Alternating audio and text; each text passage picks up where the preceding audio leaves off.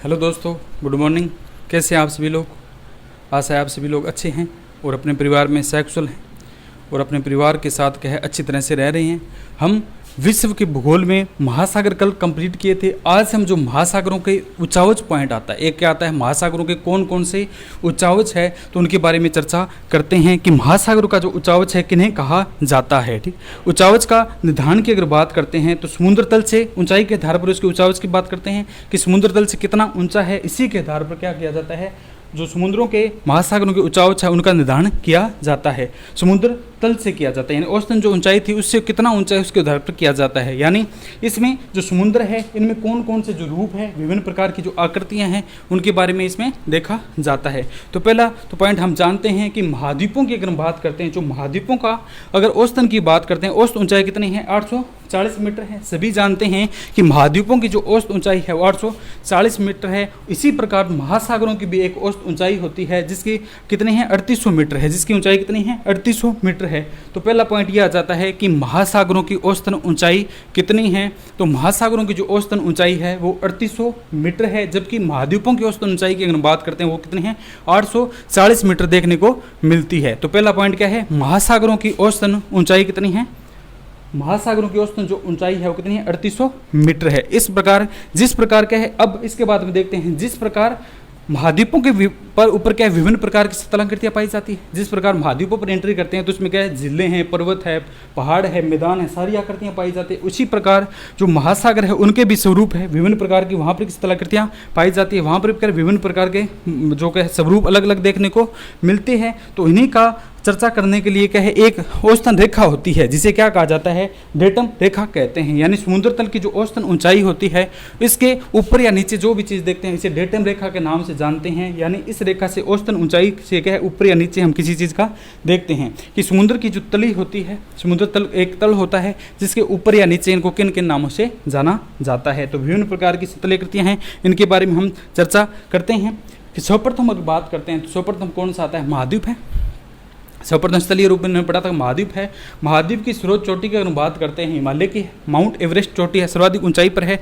तो सर्वप्रथम तो कौन सा आता है, महाद्वीप का माउंट एवरेस्ट है। माउंट क्या है, एवरेस्ट है,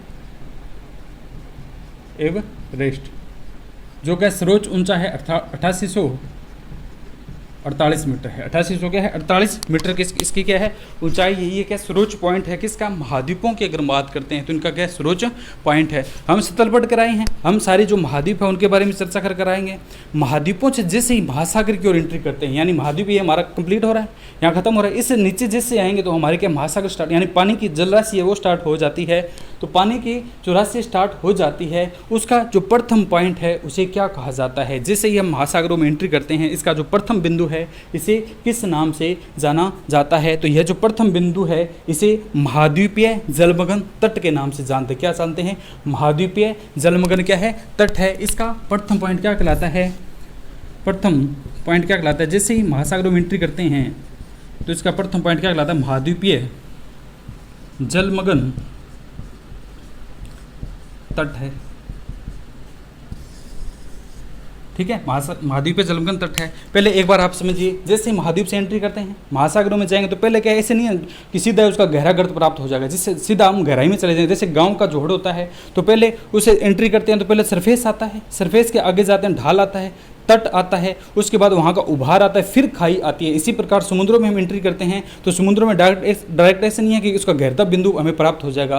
पहले जाते हैं तो प्रथम हमें क्या प्राप्त होगा, महाद्वीपीय जलमग्न तट है। यानी महाद्वीपों का वह भाग, जो महाद्वीपों की वह तटीय जो भाग है जो जल में डूबा हुआ है उसे क्या कहा जाता है, महाद्वीपीय जलमग्न तट के नाम से जानते हैं। तो प्रथम पॉइंट कौन सा आ जाता है, महाद्वीपीय जलमग्न तट है। इसके बाद तट से जैसे ही हम थोड़ा सा आगे जाते हैं, ये कितना है, 1 डिग्री से लेकर 3 डिग्री तक विस्तारित किया हुआ है। और इसकी अगर गहराई की अगर हम बात करते हैं, 100 फेदम इसकी गहराई फेदम में मापते हैं, तो इसकी गहराई कितनी है, 100 फेदम है। जैसे ही महाद्वीपीय जलमग्न तट से हम आगे एंट्री करते हैं तो फिर ढाल आ जाता है। यानी इस प्रकार का, पहले तो किस प्रकार ये आएगा, ये महाद्वीपीय तट आएगा, इसके बाद में क्या ढाल आ जाता है, यानी इस प्रकार गहराई में इस प्रकार ढाल आ जाती है। तो दूसरा पॉइंट कौन सा कहलाता है, महाद्वीपीय जलमग्न ढाल है। इसके बाद क्या उभार आ जाता है, महासागरों का उभार आ जाता है, एक उसका पॉइंट आ जाता है, दोनों के बीच का मध्य पॉइंट होता है, इसे क्या कहा जाता है, महासागरीय उभार के नाम से जानते हैं। महासागरीय जो क्या है उभार है, इसके नाम से जानते हैं। ऐसे बनेगा, फिर इससे आएगा ये जब जलमग्न या ढाल और क्या है मैदानों के बीच का जो पार्ट होता है उसे क्या कहा जाता है, महासागरीय उभार के नाम से जानते हैं। यानी महासागरों में एक उभार सा प्रतीत हमें दिखाई देता है। तो सर्वप्रथम आकृति की बात करते हैं तो ये तो हमारा कौन सा महाद्वीप है, ये तो कोई क्या है महाद्वीप है। इसी जैसे एंट्री करते हैं तो 1 से 3 डिग्री तो कौन सा तट आता है। फिर इसके बाद की अगर बात करते हैं 2 से 5 की अगर बात करते हैं तो ढाल आता है। इस प्रकार ढाल होते हैं, अमनुमा ढाल होती है, ये ढाल आएगी। फिर कौन सा आता है, उभार आता है, यानी महासागर का उभार। इस प्रकार थोड़ा सा पॉइंट आ जाए।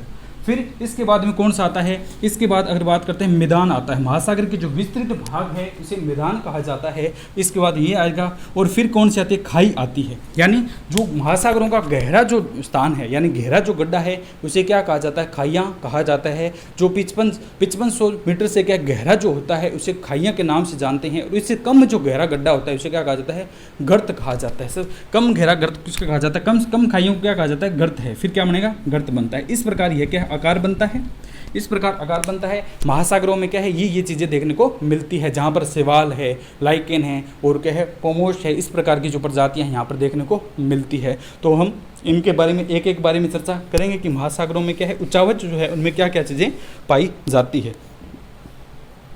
तो पहला कौन सा आता है, जैसे ही महाद्वीपों से महासागर में एंट्री करते हैं तो महाद्वीपीय तट आता है। पहला कौन सा आता है, महाद्वीपीय जलमग्न तट, यानी महाद्वीपों का वह तट जो जल में डूबा हुआ है। दूसरा महाद्वीपीय जलमग्न ढाल है, यानी महाद्वीपों का वह ढाल जो जल में डूबा हुआ है। तीसरा महासागरीय उभार है, यानी महासागरों का उभरा हुआ जो रूप है प्रतीत है वो आएगा। फिर महासागरीय के मैदान आते हैं और इसके बाद में कौन से आता है, महासागरों की जो खाइयाँ हैं वो देखने को मिलती है। यानी महासागरों का जो सबसे डेप्थ भाग होता है, निचला जो भाग होता है उसे खाई कहा जाता है। और कम डेप्थ हिस्सा होता है, कम जो गहरा भाग होता है उसे क्या कहा जाता है, खाइयाँ, इसे क्या कहा जाता है, गर्त कहा जाता है। प्रशांत महासागर के मेरियाना गर्त सभी जानते हैं गहरा गर्त है। और स्थान की अगर बात करते हैं तो चैलेंजर स्थान है, सबसे कम है, उनके बारे में चर्चा करेंगे। तो पहला अगर देख लेते हैं कि महासागरीय जलमग्न तट है। महासागरीय जो जलमग्न तट है वो कहाँ से कहाँ तक विस्तारित है, यानी कहाँ से कहाँ तक क्या है, फैला हुआ है। इसकी मैंने आपको गहराई बताई है कि इसकी गहराई कितनी होती है, 100 फेदम है। इसकी गहराई की अगर बात करते हैं 100 फेदम है। वैसे ये पॉइंट नहीं है, वैसे ज्योग्राफी में ये नहीं है। जो पीसीएस की अगर एग्जाम की तैयारी करते हैं उनके लिए ये लिखने के लिए आता है। पीसीएस मेन का जो एग्जाम होता है उसमें लिखने के लिए आता है कि महासागरीय उच्चावच का व्याख्यात्मक आप क्या व्याख्या कीजिए, या जो ज्योग्राफी सब्जेक्ट से कोई एग्जाम देता है तो उनके लिए ये पॉइंट आते हैं कि महासागरीय के उच्चावच के बारे में आप क्या है व्याख्या करें और उनसे क्या क्वेश्चन निकालते हैं। तो इसका प्रथम जो भाग है इसे क्या कहा जाता है, महाद्वीपीय जलमग्न तट है। इसकी अगर हम गहराई की अगर बात करते हैं तो इसकी गहराई कितनी होती है, 100 फेदम है। और अगर हम बात करते हैं कि इसकी ढाल जो है, ढाल कितनी है इसकी, अगर हम ढाल की बात करते हैं तो यह क्या है, 1 से 3 डिग्री ढाल तक फैला हुआ है।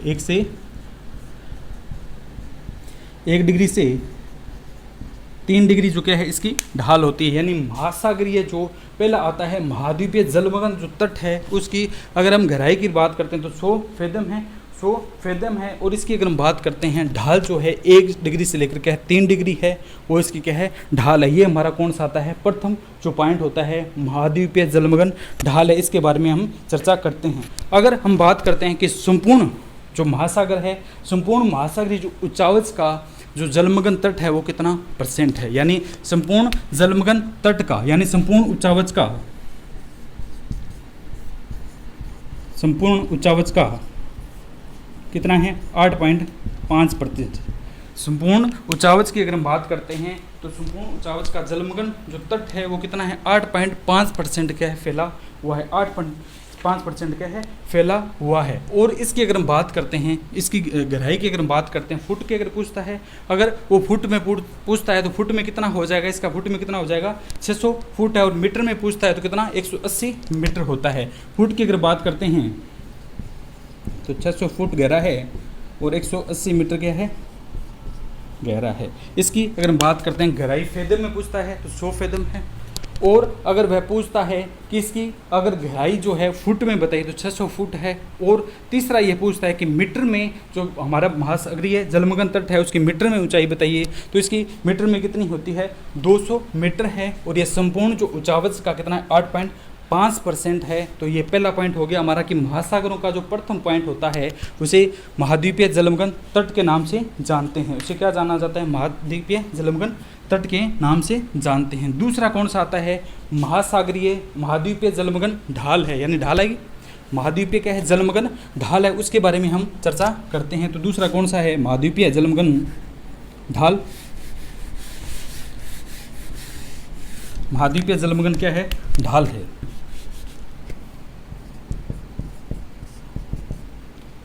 महाद्वीपीय क्या है जलमग्न ढाल है। यानी दूसरा जो पॉइंट है, जैसे ही हम जलराशि में प्रवेश करते हैं तो दूसरा हमारा पॉइंट स्टार्ट होता है। इसे क्या कहा जाता है, महाद्वीपीय जलमग्न ढाल है। इसकी अगर बात करते हैं तो इसकी जो गहराई है वो कितनी है 180 से लेकर 180 मीटर से लेकर 2000 मीटर तक ये गहरा है। इसकी गहराई की अगर हम बात करते हैं तो 180 से लेकर 2000 मीटर तक तो क्या है ये गहरा जो भाग है वो होती है, और जो गहराई होती है ये होती है। इसकी ढाल की अगर हम बात करते हैं 2 डिग्री से लेकर 5 डिग्री तक है जो ढाल है इसकी देखने को मिलती है।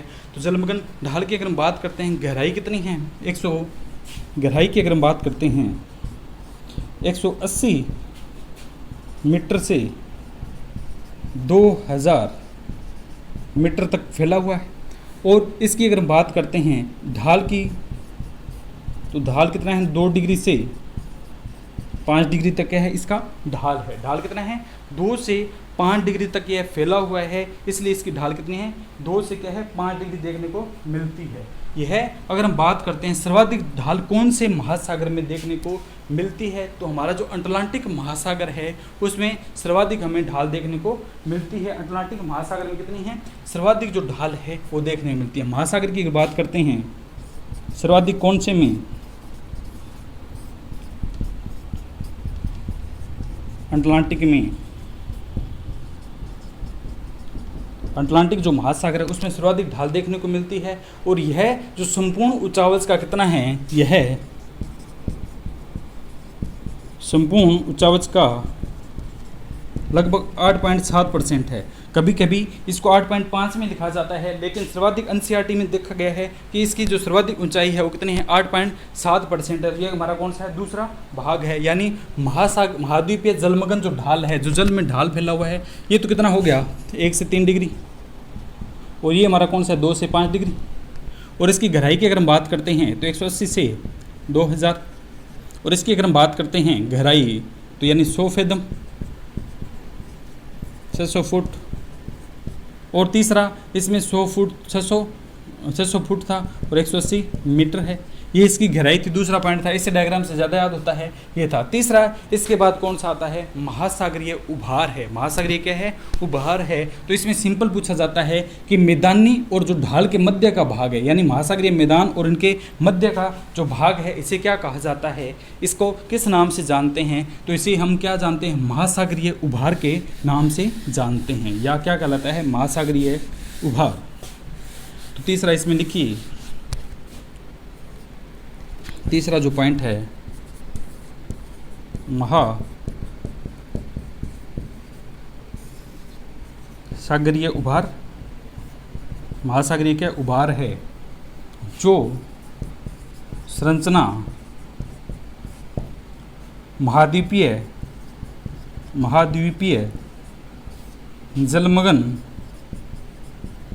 जलमग्न ढाल व मैदान के व महासागरीय मैदान के मध्य स्थित है, उसे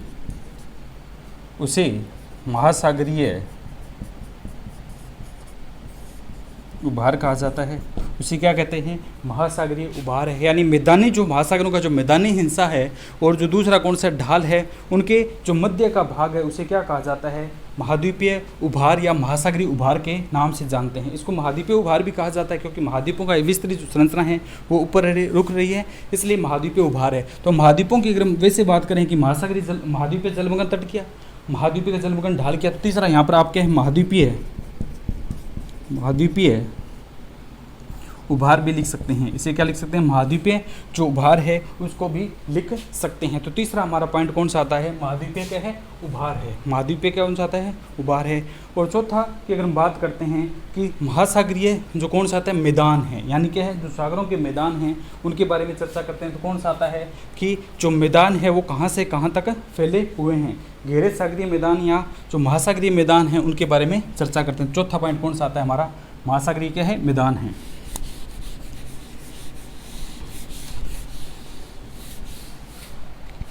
महासागरीय मैदान, इसमें दो चीज़ें होती है, एक तो क्या खाइयाँ हैं, एक कौन सा होता है, गर्त होता है। समुद्र का सबसे गहराई वाला हिस्सा, सबसे गहराई वाला हिस्सा खाइयों के नाम से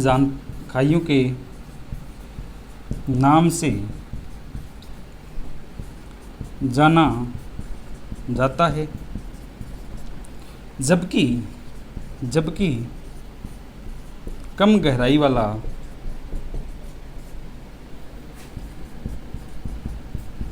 गर्त के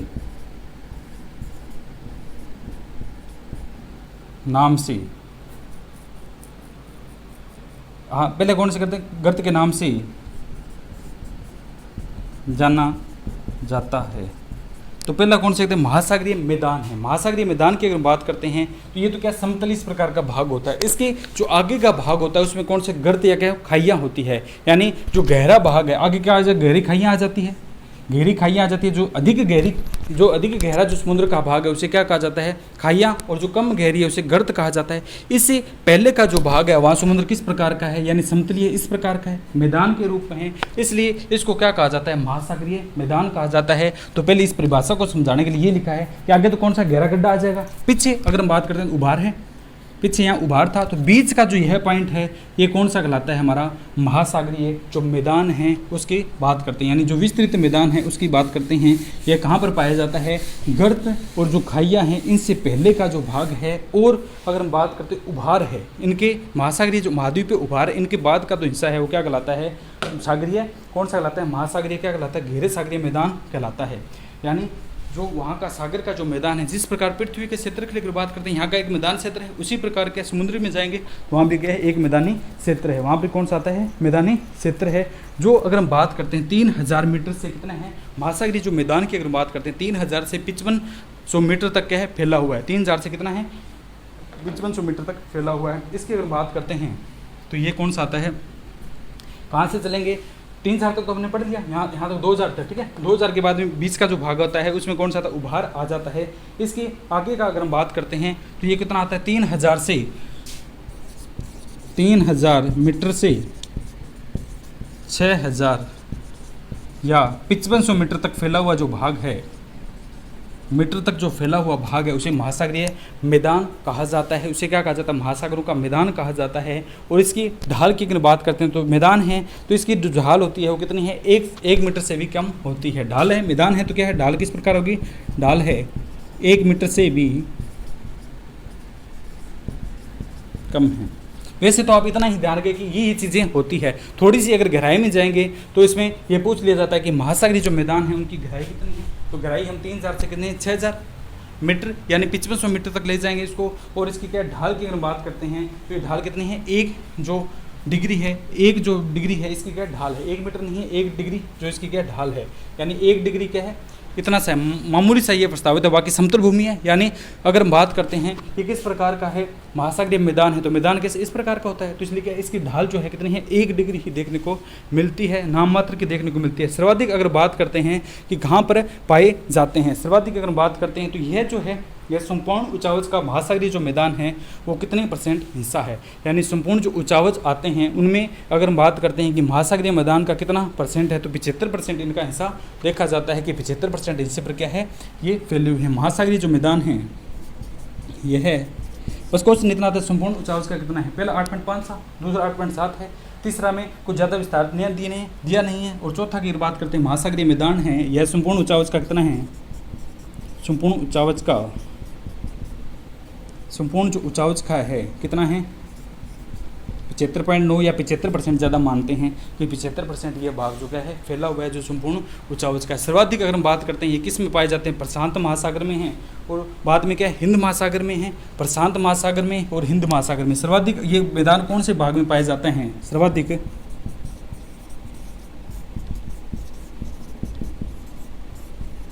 प्रशांत महासागर है, और दूसरा कौन सा है हिंद महासागर है।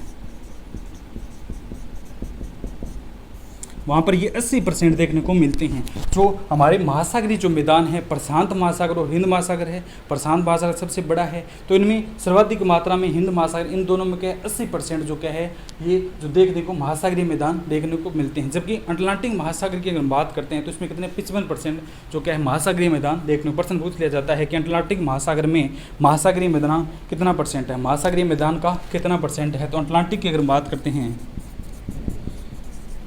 अटलांटिक में कितना है 55% है, अटलांटिक में कितना है 55% है वो पाया जाता है। तो कौन से हो गए, कहाँ तक आ गए हम, मैदान तक आए। इसके बाद में कौन से गर्त या खाइयाँ आती है, ठीक है, गर्त या क्या है खाइयाँ आती है। इसका जो लास्ट भाग महासागरों का अंतिम जो पड़ाव है वो कौन सा है, गर्त या खाइयाँ, यानी बिल्कुल गहराई में चले जाएंगे तो ये कौन सा आता है हमारा गर्त या क्या है खाइयाँ हैं। तो महासागरों का अंतिम पॉइंट जो था कौन सा आता है महासागरीय, महासागरीय गर्त या क्या है खाइयाँ हैं, महासागरीय खाइयाँ या क्या है गर्त है, महासागरीय खाइयाँ या गर्त है। अब समझिए, पहले बताया था आपको कि खाई क्या है, जो 5500 मीटर से गहरा जो भाग होता है उसे खाई कहा जाता है, और 5500 या इसके आसपास जो कम गहरा गर्त, कम गहरी खाई होती है उसे क्या कहा जाता है गर्त कहा जाता है। यानी समुद्र में सर्वाधिक गहराई वाला, समुद्र में सर्वाधिक गहराई वाला स्थान खाई कहलाता है, कम गहरा स्थान गर्त कहलाता है। आज तक अगर बात करते हैं कि आज तक प्रश्न यहाँ से पूछते हैं कि आज तक कितने गर्त देखे गए हैं। अगर बात करते हैं कि प्रशांत महासागर में आज तक जो है कितने गर्त देखे गए हैं, तो प्रशांत महासागर में आज तक, प्रशांत महासागर में आज तक कितने हैं 32 गर्तों की खोज की जा चुकी है। आज तक जो क्या है न्यूनतम जो गहरी खाई है उससे जो ऊपरतम भाग है वहाँ कितने की है 32 जो गर्त है उनकी जो क्या है हमने आज तक है जांच कर लिया। प्रशांत महासागर में, प्रशांत जो महासागर है उसमें 32 गर्त हमारे द्वारा क्या खोज लिए गए हैं। इनमें अगर सर्वाधिक सबसे गहरा जो गर्त की अगर बात करते हैं तो कौन सा आता है मेरियाना गर्त है। सबसे गहरा कौन सा आता है मेरियाना गर्त है। इसमें लिख लीजिए आप यहीं, सबसे गहरा कौन सा है मेरियाना, मेरियाना क्या है गर्त है। सबसे जो गहरा गर्त कौन सा आता है मेरियाना गर्त। और स्थान की अगर बात करते हैं तो कौन सा आता है चैलेंजर है। मेरियाना क्या है चैलेंजर गर्त है। इसके स्थान की अगर बात पूछता है तो चैलेंजर गर्त है। ये 1133 जो मीटर है इसकी अगर गहरी की बात करते हैं तो कितना है 1100, अगर बात करते हैं 1133 या 34 मीटर जो क्या है ये गहरा है मेरियाना जो गर्त है इसकी बात करते हैं। इसके बाद और इसमें कितने हैं 32 जो है वो प्रशांत महासागर में गर्त खोजे गए हैं। दूसरा अगर हम बात करते हैं कि अटलांटिक महासागर में कितने हैं, अटलांटिक महासागर में 19 गर्त खोज लिए गए हैं। अटलांटिक महासागर गर्त की बात करते हैं 19 है। अटलांटिक महासागर में 19 गर्त, और अपना हिंद महासागर है 6 गर्त है। जावा या सुंडा हमने बात की थी पिछले जो महासागर पढ़े थे उसमें जावा या सुंडा क्या है इनके गर्त की हमने बात की थी। सबसे कौन सा है किस प्रकार का है बड़ा जो गर्त है वो कौन सा आता है इनकी बात की थी। अगर हम बात करते हैं कि महासागरीय खाइयाँ और जो गर्त है इनमें अगर हम बात करते हैं प्रशांत जो महासागर था इसमें सर्वाधिक जो 32 गर्त है वो ढूंढे गए, सर्वाधिक 32 गर्त ढूंढे गए हैं। ठीक है। तो कौन सा आता है, सर्वाधिक गर्त किस में है, प्रशांत महासागर में है। और इसके बाद अगर हम बात करते हैं कि अटलांटिक महासागर में कितने 19 गर्त है और हिंद महासागर में कितने गर्त है, 6 गर्त खोजे गए हैं। तो इस प्रकार जो महासागरीय उच्चावच है इनका यह एक पॉइंट पूरा होता है। हम देख लेते हैं कि महासागर क्या सीधा एक एंट्री करेंगे जैसे क्या पानी पानी स्टार्ट हो जाएगा, लेकिन नहीं, महासागरों को विभक्त किया गया है, इनको बांटा गया है, इनकी विभिन्न प्रकार की जो स्थलाकृति है इस स्थलाकृति के आधार पर इनको विभिन्न नाम दिए गए हैं जो इस प्रकार थे। पहला जो पॉइंट था उसे क्या कहा जाता है, महाद्वीपीय जलमग्न तट है। दूसरे भाग को क्या कहा जाता है, महाद्वीपीय जलमग्न ढाल है। आपको अजीब सा लगेगा क्योंकि ये क्या टॉपिक आपने कभी देखा नहीं होगा, इनके बारे में सुना नहीं होगा, लेकिन ये अजीब नहीं है। इनसे क्वेश्चन बनते हैं कि चैलेंजर कटक का कितना है, सबसे कौन सा गर्त है, ये मगन ढाल का कितना, संपूर्ण उच्चावच का कितना प्रतिशत है, इससे पूछते हैं। तो सिंपल सा एक डायग्राम आप याद रखिए कि सर्वप्रथम महाद्वीप है, हम महाद्वीपों पर रहते हैं। जैसे ही महाद्वीपों से हम पानी में छलांग लगाते हैं, यानी महाद्वीपों से जैसे ही महासागर में एंट्री करते हैं, तो वहाँ प्रथम जो पॉइंट आता है वो महाद्वीपों का कौन सा आता है, जलमग्न तट है। यानी महाद्वीपों का वह तट जो जल में डूबा हुआ है वो कौन सा है, पहला है। अगर ढाल की बात करते हैं, 1 डिग्री से 3 डिग्री ढाल में ढला हुआ है। और अगर इसकी बात करते हैं कि गहराई 100 फीट 600 फुट 180 मीटर है। दूसरा कौन सा था, महाद्वीपीय जलमग्न ढाल है। ढाल आएगी, ढलान आएगी तो ढाल आ जाती है 2 से 5 डिग्री है, 180 से 2000 मीटर तक फैला हुआ है। तीसरी महासागरीय उभार है, यानी महाद्वीपीय उभार है। महाद्वीपों के उभार आएंगे बीच में महाद्वीपों को जो नीचे की श्रेणी है वहाँ पर थोड़ी थोड़ी उभार देखने को मिलती है, तो ये आएंगे। और इसके बाद मैदान आ जाते हैं और अंतिम में कौन से गर्त या खाइयाँ हैं। ठीक है, तो इसमें इतना ही, बाकी इसका थोड़ा सा और है वो कल देखेंगे। ओके दोस्तों, थैंक यू।